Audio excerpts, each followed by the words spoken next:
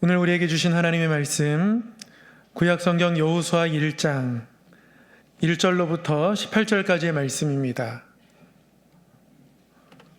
구약성경 320쪽 여호수아 1장의 말씀을 함께 교독하도록 하겠습니다. 여호와의 종 모세가 죽은 후에 여호와께서 모세의 수종자 눈의 아들 여호수아에게 말씀하여 이르시되,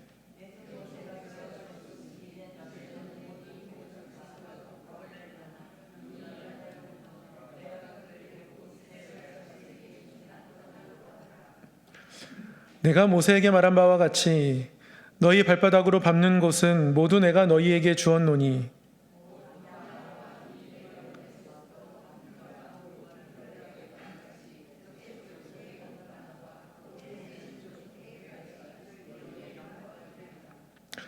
내 평생에 너를 능히 대적할 자가 없으리니 내가 모세와 함께 있었던 것 같이 너와 함께 있을 것임이니라. 내가 너를 떠나지 아니하며 버리지 아니하리니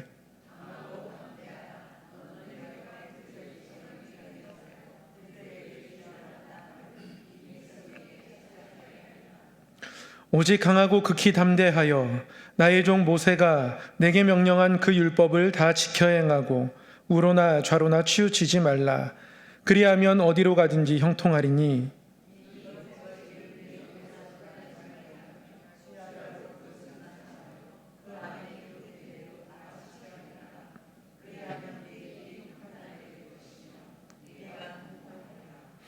내가 내게 명령한 것이 아니냐. 강하고 담대하라. 두려워하지 말며 놀라지 말라.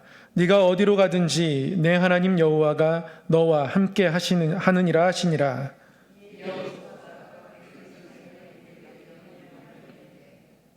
진중에 두루 다니며 그 백성에게 명령하여 이르기를 양식을 준비하라.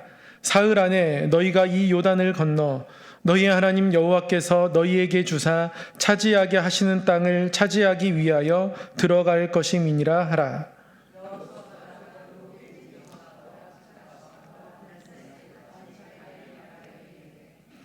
여호와의 종 모세가 너희에게 명령하여 이르기를 너희의 하나님 여호와께서 너희에게 안식을 주시며 이 땅을 너희에게 주시리라 하였나니 너희는 그 말을 기억하라.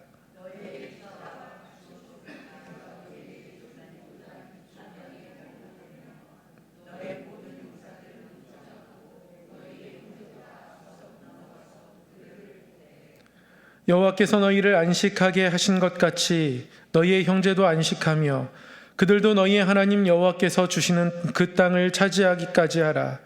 그리고 너희는 너희 소유지 곧 여호와의 종 모세가 너희에게 준 요단 이쪽 해 돋는 곳으로 돌아와서 그것을 차지할지니라.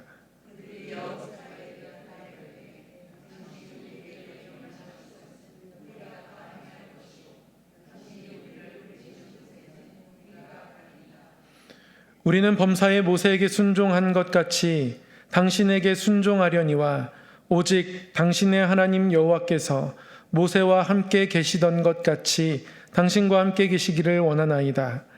누구든지 당신의 명령을 거역하며 당신의 말씀을 순종하지 아니하는 자는 죽임을 당하리니 오직 강하고 담대하소서.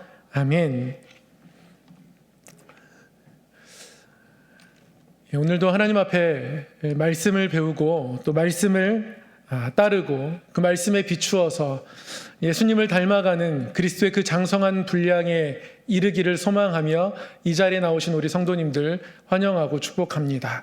우리 서로에게 한번 이렇게 권면하겠습니다. 명절 음식 때문인지 얼굴에 윤이 납니다. 한번 이렇게 인사하겠습니다. 명절 음식 때문인지 얼굴에 윤이 납니다. 한 번 더 이렇게 인사하겠습니다. 말씀이 영혼에 빛이 나게 할 겁니다. 말씀이 영혼에 빛이 나게 할 겁니다. 네. 제가 준비한 말씀 가지고 예배당에 올라오기 전에 거울을 보는데요. 제 거울을 보면서 느꼈던 생각입니다. 잘 먹었구나. 얼굴에 뭔가 더 빛이 나는 것 같고 말씀이 우리에게 양식이 되면 우리의 영혼이 더 빛이 날 텐데 오늘 몇 명이나 오실까 이런 생각하면서 말씀이 우리 영혼을 더 빛나게 할 만큼 우리에게 쏙쏙 스며들고 우리의 삶에 새겨지고 우리 삶의 기준이 되고 우리 삶을 이끌어가는 힘이 되면 좋겠다. 또 그런 마음 갖게 되더라고요. 오늘 말씀이 우리에게 그렇게 큰 은혜로 다가오기를 주님의 이름으로 소망합니다. 오늘은 여호수아 두 번째 시간입니다. 강하고 담대하라라는 제목으로 함께 말씀을 나누도록 하겠습니다. 지난주에 여호수아의 책 제목에 대해서 잠깐 공부를 했었습니다. 여호수아는 여호수아의 이름을 딴 책이기도 합니다. 그러나 여호수아 이 이름 자체가 의미하는 바가 큽니다. 여호와는 구원이시다. 원래 여호수아의 첫 이름은 호세아였습니다.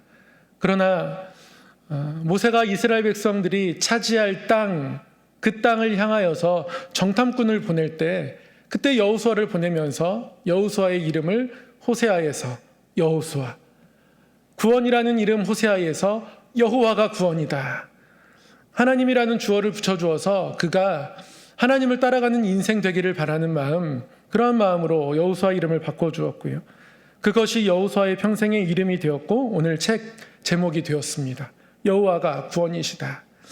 이러한 제목을 가지고 있는 여호수아는 총 24장으로 이루어져 있고요. 앞에 12장은 가나안 땅을 정복하는 부분으로 되어 있고 또 13장부터 마지막 24장까지는 그 땅에 정착하는 내용입니다. 이렇게 반으로 딱 나눌 수가 있습니다. 지난주에 1장을 공부하려고 했는데요. 1장 1절까지만 공부했습니다. 여호와의 종이라는 이 말씀이, 이 칭호가, 이 수식어가 얼마나 귀한 것인지, 모세가 살아생전 하나님께서 모세를 향하여서 여호와의 종이라고 말씀하신 적이 없었는데 모세 일생을 하나님께서 기억하신 바 되어서 참으로 순종했던 모세에게 그 순종을 귀하게 바라보시고 그 순종이 사라지지 않았으면 좋겠고 그리워하며 아름답게 바라보며 주신 칭호가 여호와의 종 모세. 그리고 여호수아 또한 여호수아 24장에서 여호수아가 죽을 때에 비로소 여호수아 또한 여호와의 종 여호수아로 기록된다는 사실을, 이 여호와의 종이라는 것이 얼마나 귀한 칭호인지 사도 바울도 이 칭호로 자신을 소개했고 우리 또한 하나님의 종으로 이 땅을 살아갈 때 그 종이란 말에 담겨진 말이 얼마나 귀한 것인지 다시 한번 깨닫고 새기는 그런 시간이 지난주의 말씀이었습니다. 1장에는 여호와의 종 모세의 어떤 아름다운 칭호로 시작해서요. 여호수아가 이제 그 칭호를 여호수아도 차지해가는 과정, 여호수아가 새로운 리더로 세워지고 또 순종하는 이야기가 계속 이어집니다. 1장은 여호수아가 새로운 리더로 서는 이야기가 나오죠. 인간적으로 보면 여호수아가 그 서 있는 자리가 쉽지 않았을 것 같아요. 저는 여호수아가 이해가 됩니다.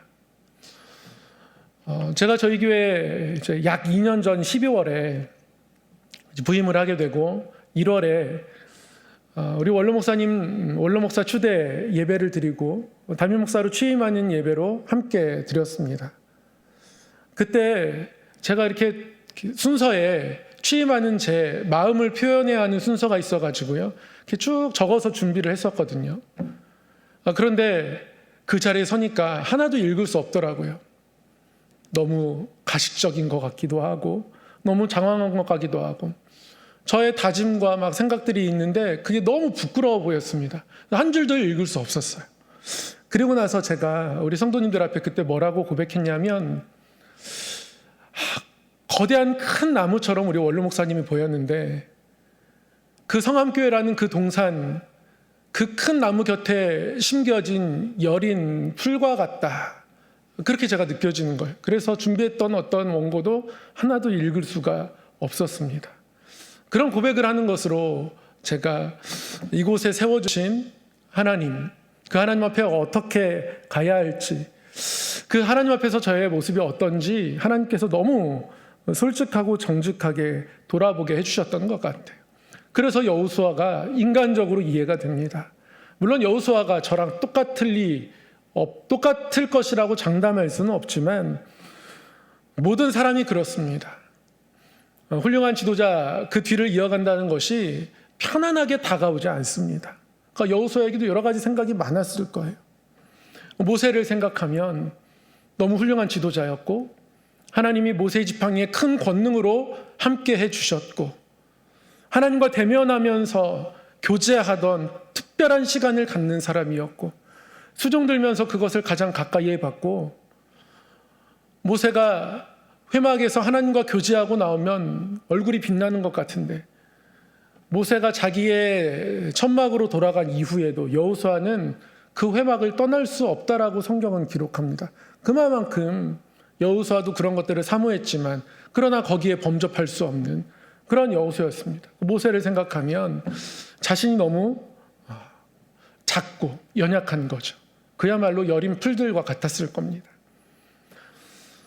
나를 도와줄 사람이 누가 있을까? 모세 곁에는 아론이 있었습니다. 훌이 있었습니다. 그런데 이스라엘 백성들의 믿음이 그만큼 장성해 있을까? 이 질문에 그렇다라고 감히 대답할 수 없습니다. 그러니까 인간적으로 보면 갈렙 같은 사람 한 명 더 있으면 참 좋겠는데 나와 같이 믿음으로 정탐하고 믿음으로 이 땅을 향하여서 우리가 이 땅을 정복할 수 있다. 우리는 이들 앞에서 결코 작지 않다. 저들은 우리의 먹잇감이다. 하나님이 이들을 우리 손에 붙이실 것이다.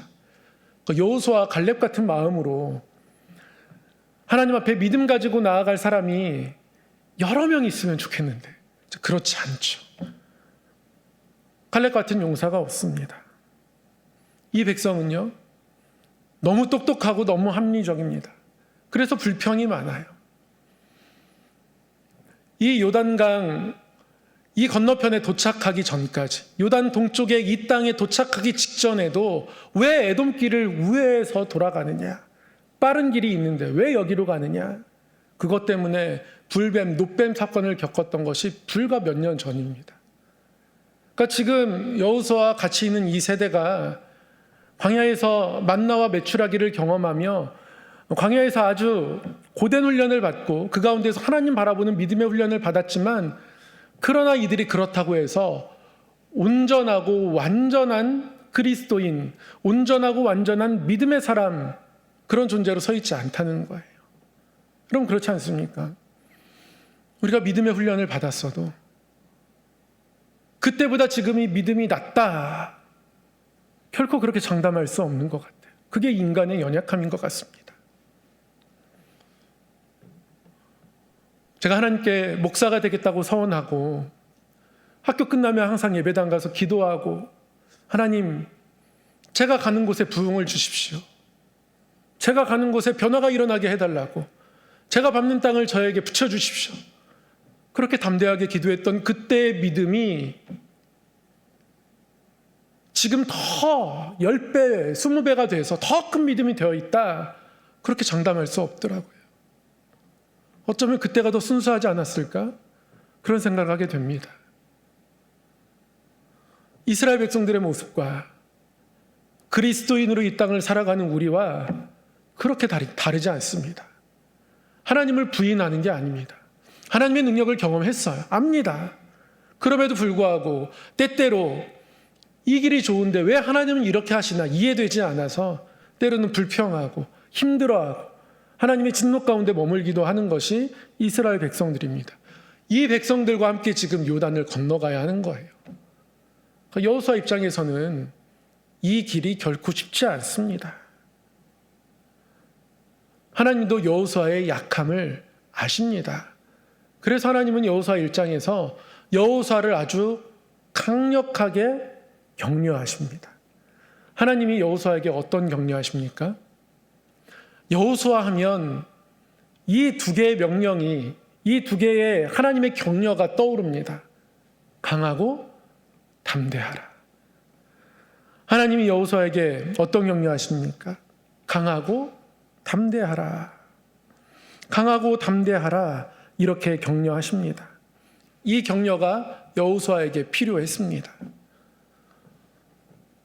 모세의 뒤를 이어서 이 요단강을 건너서 요단강 저편에 있는 가나안 땅의 크고 장대한 백성들과 전투해야 하는 여호수아, 백성들이 이끌고 그 험준한 땅을 나아가야 하는 여호수아에게는 이 하나님의 격려가 반드시 필요합니다. 그래서 하나님은 3번이나 강하고 담대하라 여호수아를 격려합니다. 이렇게 말씀합니다. 1장 5절에서 6절의 말씀. 내 평생에 너를 능히 대적할 자가 없으리니 내가 모세와 함께 있었던 것 같이 너와 함께 있을 것임이니라. 내가 너를 떠나지 아니하며 버리지 아니하리니 강하고 담대하라. 너는 내가 그들의 조상에게 맹세하여 그들에게 주리라 한 땅을 이 백성에게 차지하게 하리라. 하나님 이렇게 말씀하십니다. 강하고 담대할 수 있는 이유를 말씀하십니다. 강하고 담대할 수 있는 이유는 하나님이 함께 하실 것이기 때문에, 떠나지 않으실 것이기 때문에. 그리고 강하고 담대함의 결과도 말씀해 주십니다. 강하고 담대함을 가지고 이 땅을 향해 나아갔을 때 이 땅을 결국에는 너희들이 차지하게 될 것이라는 것, 땅을 얻게 될 것이라는 것, 하나님은 그렇게 여호수아를 격려하십니다. 다시 한번 또 여호수아를 격려하십니다. 7절 8절입니다.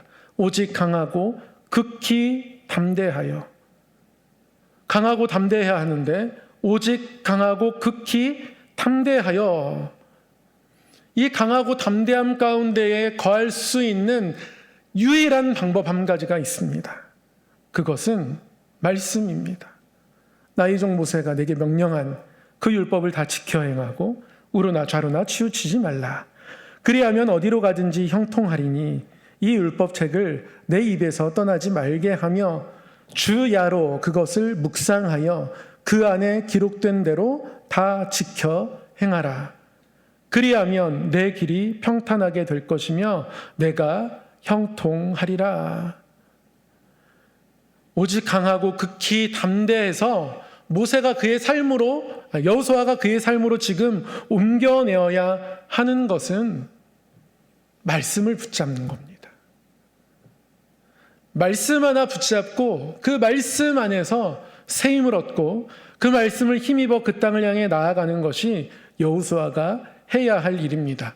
여호수아가 아무리 이미 정탐을 그 땅을 정탐했을 때 믿음으로 정탐을 마친 후에 하나님이 이기게 하실 것이다 선포했다 할지라도 상황이 바뀔 때마다 흔들리는 것이 사람의 마음이고 믿음이고 선포이고 결단입니다. 하나님이 그 연약함을 아십니다. 그 믿음을 지켜가도록, 그 믿음이 흔들리지 않도록 붙잡아주는 것이 무엇입니까? 말씀인 거예요. 그러니 아침에도 저녁에도 말씀을 읽고 그것을 묵상하고 이 율법책이 내 입을 절대 떠나지 않게 하고 그 안에 기록된 것을 네가 삶으로 지켜 행하라. 그리하면 형통하게 될 것이다. 강하고 담대함으로 모세가 삶 가운데 지켜내야 하는 것은 말씀에서 떨어지지 않는 것입니다. 그래야 다시 한번 1장 9절의 말씀처럼 내가 내게 명령한 것이 아니냐. 강하고 담대하라. 두려워하지 말며 놀라지 말라. 네가 어디로 가든지 내 하나님 여호와가 너와 함께 하시느니라. 강하고 담대하라고 격려하는 하나님의 이 말씀들을 보면 너무 명확합니다. 강하고 담대해야 하는 이유는 하나님이 함께 하시는 것. 그리고 그 결과는 그 땅에 들어가게 되는 것. 그리고 그 과정에 있을 수밖에 없는 것은 말씀을 붙들고 살아가는 것. 말씀을 그 입에서 떨어지지 않게 하는 것. 이것이 여호수아에게 필요한 것이었습니다. 이 하나님의 격려를 통해서 우리는 진짜 강한 게 무엇일까? 진짜 담대한 게 무엇일까 깨닫게 됩니다. 싸움을 잘하는 것이,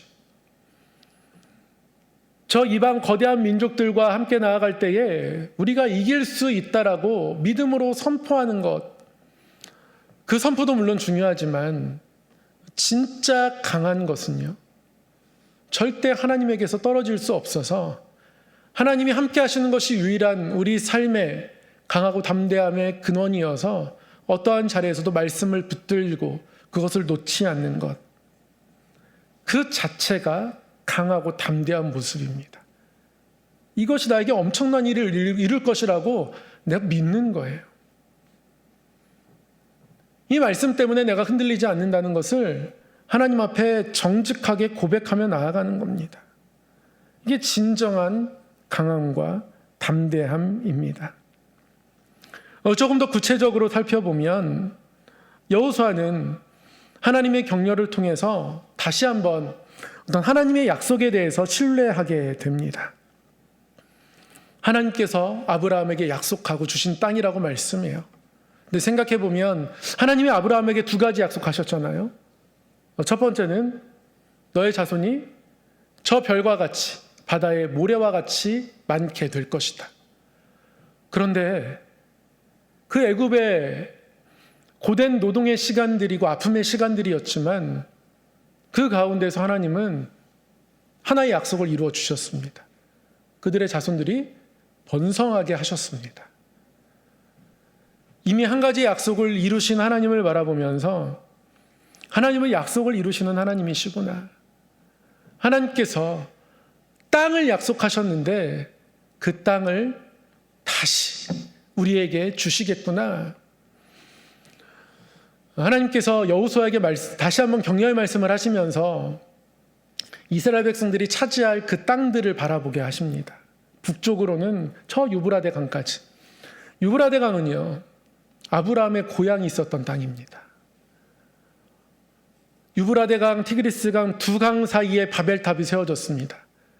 그리고 그 강 즈음에 아브라함이 살고 있었습니다. 그런데 하나님께서 이주하게 하시는 거예요.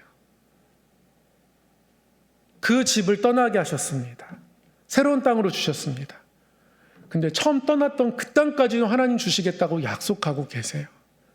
그러니까 하나님 앞에서 순종으로 떠났을 때, 하나님 앞에 다 내려놓았을 때 하나님은 그 내려놓은 것을 하나님의 손으로 받으시는 거예요. 그 땅을 약속하십니다. 거기까지 내가 주겠다. 그리고 다윗의 때에 다윗의 영토가 가장 넓을 때 영토를 보면 진짜 거기까지 주십니다. 하나님 그렇게 하나님의 약속을 이루어 가시는 겁니다. 이 하나님의 약속을 붙드는 거죠. 그 약속을 붙드는 것을 멈추지 않는 것, 그 손과 그 마음을 놓지 않는 것이 진정한 영적 강함입니다. 또 한 가지 진정한 강함과 담대함은 무엇인가? 또 한 가지 기억해야 할 것은 광야가 버림받는 곳이 아닌 훈련의 장소라는 사실을 기억하는 겁니다. 이스라엘 백성들이 광야의 여정을 걸어왔습니다. 이스라엘 백성들에게는 광야가 있었습니다. 홍해를 건너 나왔을 때 거기가 약속의 땅이면 얼마나 좋았겠습니까? 그러나 그들은 광야를 지나왔습니다. 그러나 광야 끝에는 약속의 땅이 역시나 있었습니다. 광야는 하나님이 그들을 버리는 장소가 아니라요, 약속의 땅으로 인도하시는 과정 속에서 하나님과 더 가까워지는 장소였습니다. 더 낮아졌을 때, 더 부족했을 때, 더 눈물이 있었을 때, 그때 이스라엘 백성들은 하나님이 어떤 하나님인지, 만나를 주시는 하나님, 메추라기를 주시는 하나님, 구름 기둥을 주시는 하나님, 불기둥으로 인도하시는 하나님, 그 하나님을 새롭게 알게 되는 겁니다. 그렇게 광야는 하나님이 어떤 하나님이신지 더욱 알게 되는 장소였습니다. 그 광야의 힘든 여정들이 하나님의 손 안에 있음을 바라봐서 또 알기 때문에 앞으로 만날 어떤 광야도 역시 하나님의 손 안에 있는 광야임을 붙들고 나아가는 것이 진정한 영적 강자입니다. 여호수아에게도 그런 강인함이 필요합니다. 말씀을 붙들고 나아가면 그 가운데서 하나님의 뜻을 분명하게 밝히 알게 됩니다. 말씀이 이것들을 알려줍니다. 모세가 이미 신명기 8장을 통해서 이스라엘 백성들에게 선포했습니다. 이 광야를 걷게 하신 이유가 무엇인가? 사람이 떡으로 사는 것이 아니라 하나님 말씀으로 사는 존재임을 알게 하기 위해서. 광야는 그런 겁니다. 하나님 말씀이 우리를 사랑하셔서 그 사랑을 담아주신 하나님의 말씀이 광야에 있는 우리를 더욱 하나님 알게 하기 때문에, 그래서 결국 광야가 버림받는 곳이 아니라 하나님을 더욱 가까이 하게 되는 훈련의 장소라는 것을 우리가 알게 되기 때문에, 앞으로도 더욱더 어떤 광야를 만날지라도 믿음 가운데 살아갈 수 있도록 그러한 우리의 중심이 더욱 하나님 향할 수 있게 하는 것이 광야이기 때문에, 광야의 여정을 하나님의 손안에 있는 광야로 바라보고 살아가는 것, 그것이 바로 영적 강인함이라고 말씀은 저와 여러분에게 가르쳐주고 계신 겁니다. 그리고 진정한 영적 강인함, 강함과 이 담대함, 또 하나는 하나님의 응답이 결국 순종을 통해서 완성된다는 사실을 우리가 기억하는 겁니다. 말씀을 입에서 절대 떠나지 않게 하고 주야로 묵상해야 하는 이유는 순종하기 위함입니다. 순종하기 위함. 나의 응답이, 하나님의 응답이 나의 순종을 통해서 완성된다는 사실을 기억하고 순종하기 위해서 더욱더 말씀을 가까이 하는 그러한 모습들이 여호수아에게, 저와 여러분에게 필요하다라는 것이죠. 그래서 결국 하나님의 약속이 여기에 새겨져 있기 때문에 말씀을 가까이 하고 그 약속을 붙들고, 광야의 여정 가운데서도 하나님의 말씀만이 유일한 길이었기 때문에 말씀을 붙들고, 그리고 앞으로의 모든 삶의 자리에서 또한 이 말씀에 순종하는 우리의 삶의 모습이 있어야 하기에, 그래서 그 순종을 위하여서 말씀을 붙들고 나아가는 것이, 그렇게 말씀을 꼭 붙들고 살아가는 것이 영적 강인함이라고 오늘 말씀은 저와 여러분에게 가르쳐주고 있는 겁니다. 제 기억으로는 제가 국어를 조금 좋아하게 됐던 이유는 이 동화 때문에 그렇습니다. 토끼와 거북이.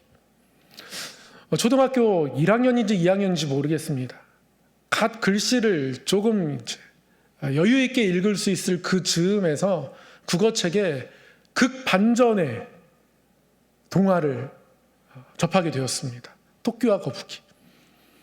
다 아시죠? 제가 내용을 설명드리지 않아도. 여러분, 누가 이깁니까? 거북이가 이깁니다. 제가 이 동화를 처음 읽을 때는요, 무슨 반전의 반전을 거듭하는 어떤 영화를 보는 것처럼, 아니 무슨 토끼와 거북이가 시합을 하나, 막 이런 생각을 하면서 읽었던 기억이 나요. 그리고 이 동화의 마지막 페이지를 읽을 때는, 제가 읽은 동화에서는 토끼가 거북이가 결승점에 들어가기 전에 저 멀리에서 막 뛰어오는 그림이 있었거든요. 전력질주하는 토끼의 모습이 제가 읽었던 초등학교 교과서 책 그림에 있었습니다. 아직도 그 그림이 선합니다. 그때 운동의 그림처럼 토끼가 이렇게 머리띠를 하고서 막 뛰어오는 그런 그림이었어요. 혹시 역전되는 건 아닌가, 제가 조마조마하면서 이제 책을 읽었던 기억이 나거든요. 토끼는 잠을 잡니다. 자기의 능력을 과신하기 때문에 그렇습니다. 거북이는 끈기 있게 이 길을 갑니다. 이 토끼와 거북이가 여호수아의 이야기를 다 대변한다고 말할 수는 없지만, 적어도 이 이야기를 통해서 우리는 토끼 같은 모습을 우리의 영적 생활 속에서 종종 발견할 수 있다는 사실을 부인할 수가 없는 것 같아요. 종종 우리는 잠을 잡니다. 어느 노목사님 설교를 제가 명절에 듣는데요, 그런 말씀 하시더라고요. 믿음에서 가장 위험한 생각은 이만하면 충분하다, 이런 생각이라고 말씀하시더라고요, 설교 중에. 제가 설교를 들으면서 저의 얘기를 하는 것 같았습니다. 이만하면 충분하다, 이만하면 괜찮은 성도다, 이만하면 괜찮은 부목사다, 이만하면 괜찮다, 이게 정말 위험하더라고요. 아직도 늘 부족해야 하는데, 아직도 부족해야 하는데. 제가 부교역자 시절을 보내고 나서 저 스스로에 대해서 그런 평가를 가졌던 때가 있었습니다. 언젠가 한번 말씀드린 적이 있는데요. 야, 세상에 이런 부목사가 있을까? 담임 목사님 차에 공기가 혹시 안 좋을까봐 공기청정기 제 걸 사면서 담임 목사님 차 공기청정기 사서 검색해서 갖다 놓고, 담임 목사님께는 목사님 혹시 밤에 어디 급하게 가실 일 있으면 언제든지 저를 부르시라고, 다른 부목사 부르지 말고 저 부르시라고, 제가 체력이 제일 좋은 것 같으니까 저 부르시라고 이렇게 말씀드리고, 진짜 할 수 있는 한 최대한 뭔가 목회를 편안하게 하시도록 도움을 드려야겠다, 이런 생각을 가지고 이렇게. 근데 이 생각이 정말 위험하더라고요. 그렇게 하니까요, 그거 몇 가지 조금 챙겨서 했다고 나만한 부목사가 또 있을까, 이런 생각하는 거예요. 제가 담임 목사가 되고 보니까요, 부족한 게 너무 많더라고요. 제가 깨달았던 건 제가 저분을 잘 섬긴 게 아니라 그분이 나를 잘 품어주셨구나.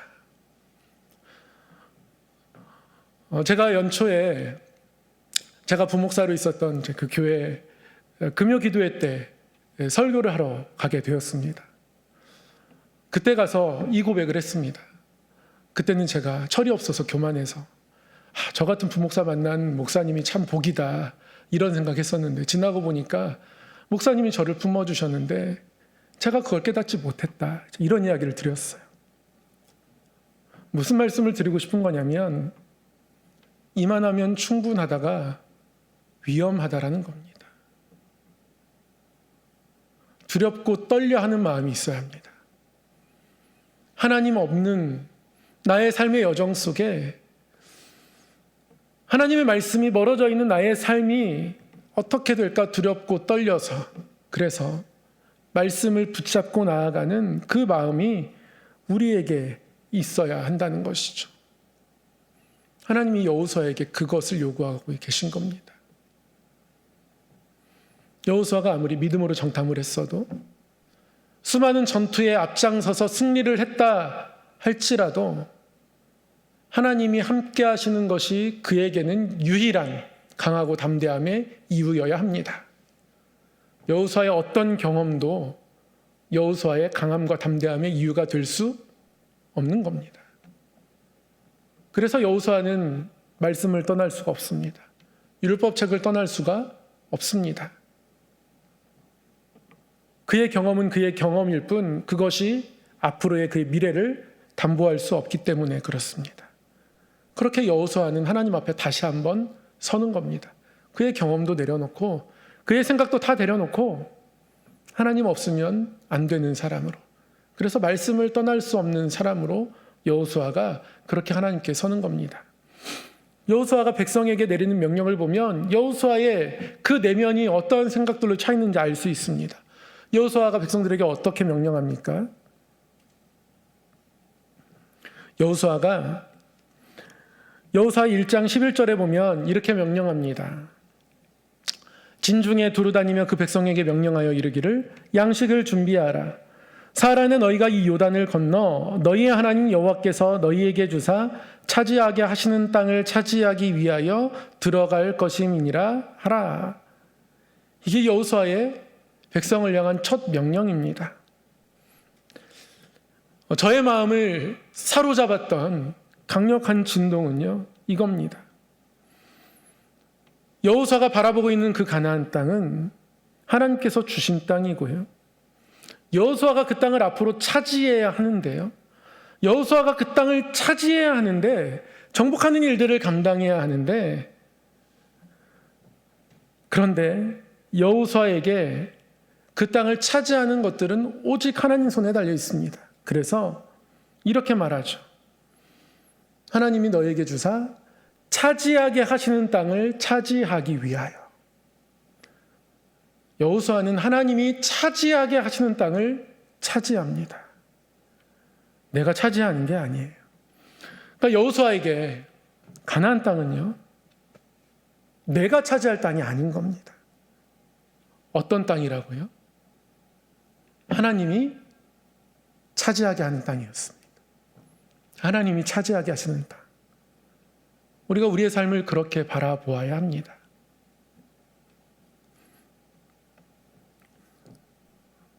여호수아에겐 앞으로 광야도 있습니다. 말도 안 되는 명령에 순종해야 할 때도 있습니다. 전쟁에 실패할 때도 있습니다. 여리고성을 도를 때는 하나님께서 기가 막힌 역사를 이루셨는데 어쩔 때는 많은 백성들의 희생을 담보로 하는 전투를 치루어내야 하기도 합니다. 백성들의 믿음이 하나님을 향하다가도 돌아설 때가 있습니다. 그러나 어려움이 없는 것이 형통이 아니라 어려움 속에서 하나님을 알아가는 것이 형통임을 여호수아는 알고 있습니다. 그 어려움 가운데서도 하나님과 더욱 가까워지는 것이 형통이라는 사실, 하나님이 말씀하신 형통은 그런 것이라는 사실을 여호수아는 하나님의 격려를 통해 깨닫습니다. 방법은 상관없습니다. 이전에 자신의 경험도 상관없어요. 여호수아가 앞으로 그 땅을 차지하는 일들은 하나님께서 차지하게 하셔서 이루어지는 내용이라는 말씀입니다. 이 여호수아의 중심이 우리 가운데 있기를 소망합니다. 우리의 삶은요, 하나님이 차지하게 하셔서 차지하시는 땅입니다. 그래서 하나님을 절대 떠날 수 없습니다. 절대 말씀을 떠날 수가 없습니다. 그것 없으면 여린 풀들로 내가 있다가 마침내 그냥 힘없이 타버리고 없어질 것 같아서 그래서 말씀을 놓을 수가 없는 거예요. 그런데 말씀을 붙잡고 있으면 하나님이 나를 그 손으로 붙드시고 일하실 것을 기대하게 됩니다. 내가 여린 풀들과 같아도 커다란 나무처럼 하나님께서 세우실 것을 바라보게 되는 거예요. 그게 여호수아의 중심이고 마음입니다. 그러한 마음으로 여호수아가 앞으로 할 일을 아주 간단하게 명령합니다. 하나님께서 차지하게 하시는 그 땅을 우리는 차지한다. 여호수아의 마음이 하나님의 마음과 너무 맞닿아 있습니다. 사랑하는 성도 여러분, 이 마음 가지고 우리의 삶을 살아가기를 소망합니다. 우리가 조금 연약해도 괜찮습니다. 모자란 것이 있어도 괜찮아요. 어떤 마음만 있으면요, 하나님으로부터 떨어지기 싫어하는 마음만, 하나님께 딱 붙어 있고자 하는 마음만, 그래서 말씀을 꽉 붙잡고 살아가는 모습만 있으면, 그러면 우리는 하나님이 차지하게 하시는 땅을 차지하며 살아갑니다. 하나님이 우리에게 주실 땅이 있습니다. 그 땅을 바라보고 그 땅을 살아가기 위해서 우리는 절대 말씀을 놓으면 안 됩니다. 말씀을 마무리하겠습니다. 여호수아는요, 하나님이 차지하게 하시는 땅을 차지할 것임을 선포하고 명령합니다. 성도는요, 하나님이 차지하게 하시는 땅을 살아가는 존재입니다. 우리가 이미 차지하고 있는 그 어떤 것이 있다면 그것은 분명히 하나님이 차지하게 하신 땅입니다. 말씀은 그것을 늘 깨닫게 합니다. 그리고 하나님의 그 약속 안에서 우리가 나아가야 할 그 어떤 땅이 있다면 그것은 하나님이 차지하게 하실 땅입니다. 따라서 성도에게 가장 중요한 것은 하나님에게서 멀어지지 않는 겁니다. 하나님으로부터 멀어지지 않고자 하는 겁니다. 말씀을 읽고 그 말씀을 따라 순종하고 주신 말씀에 비추어서 나를 돌아보고 그 말씀에 비추어서 나를 돌아보며 나의 연약함을 하나님께 고백할 때마다 그것이 강함으로 바꿔질 거예요. 그렇게 우리는 점점 자라갑니다. 여린 풀들에서 나무로 자라갑니다. 그리스도의 장성한 분량까지 자라갑니다. 때로는 초등학생 수업하듯이 말씀을 배우고 말씀을 따르며 말씀에 비추어 예수님을 닮아가는 사람이 됩시다 라고 함께 읽고 함께 이야기하고, 제가 예배 시작할 때마다, 특별히 수요 성경 강의할 때마다 한 번도 빼놓지 않고 이야기합니다. 말씀을 배우고 따르며 비추어서 예수님을 닮아가는 사람이 되자고, 이 벳다비담을 이야기합니다. 말씀을 붙들고 살아가는 제 평생의 소원이기 때문에 그렇습니다. 하나님께서 주신 말씀을 들고 살아가는 하나님의 사람, 하나님의 백성 모두의 평생의 소원이어야 하기 때문에 그렇습니다. 그러면 그 말씀을 붙들고 살아가면 하나님이 여호수아에게 주시는 것처럼 하나님의 차지할 땅들을 발견하게 되고 보게 되고 그 땅을 향해 나아갈 수 있게 됩니다. 우리가 어떤 땅을 차지하든 하나님이 차지하게 하신 그 땅을 차지하는 것이기 때문에 결국 하나님을 절대 놓을 수 없는 거예요.